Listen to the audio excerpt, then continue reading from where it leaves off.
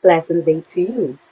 This is Teacher Mara, welcoming you for another engaging virtual class in mathematics.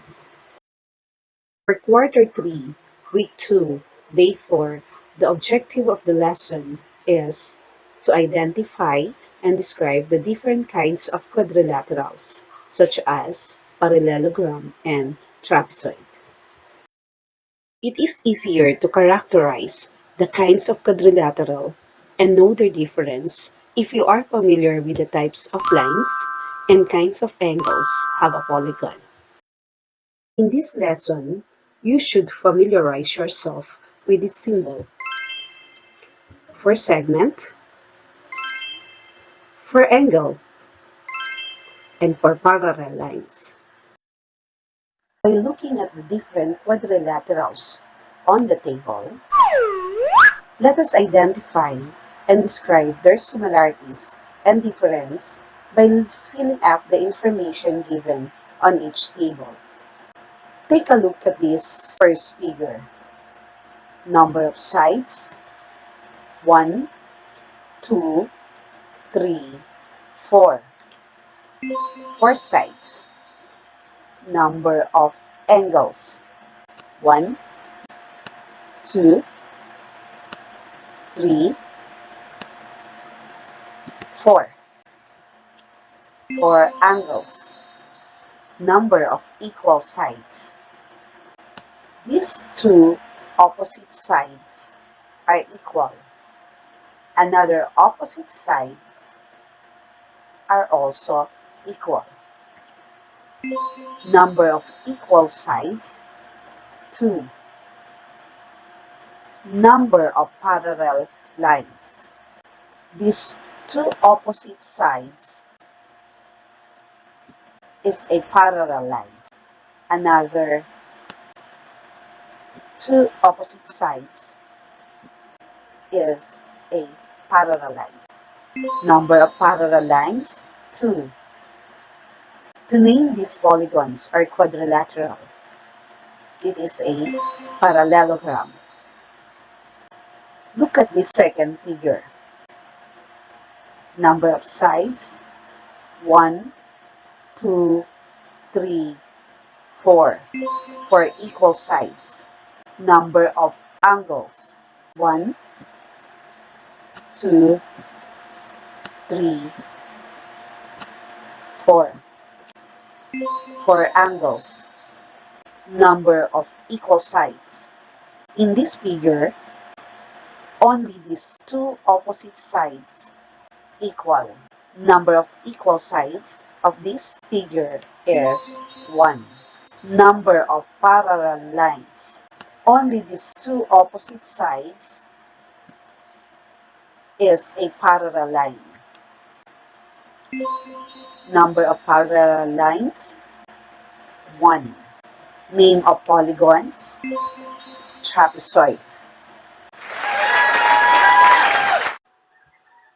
After scanning the data in this table, what are the similarities of the parallelogram and the trapezoid? Look at these two columns. Number of sides and number of angles. What have you noticed? Yes, both of them have 4 sides and 4 angles. What about their difference? Let us focus on the two last columns. Number of equal sides and the number of parallel lines or sides.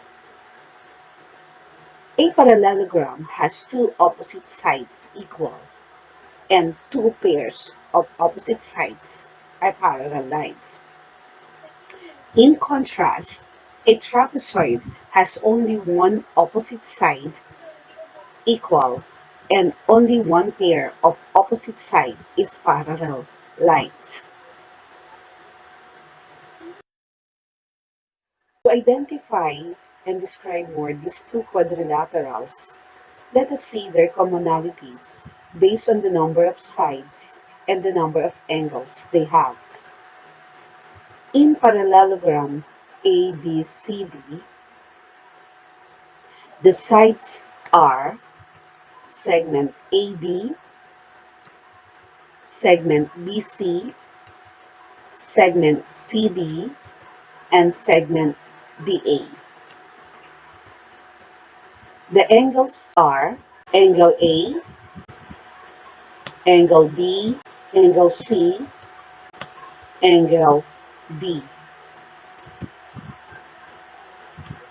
In trapezoid LMNO, the sides are segment LM, segment MN, segment NO, segment OL. The angles are angle L, angle M, angle N, and angle O. What can you see now?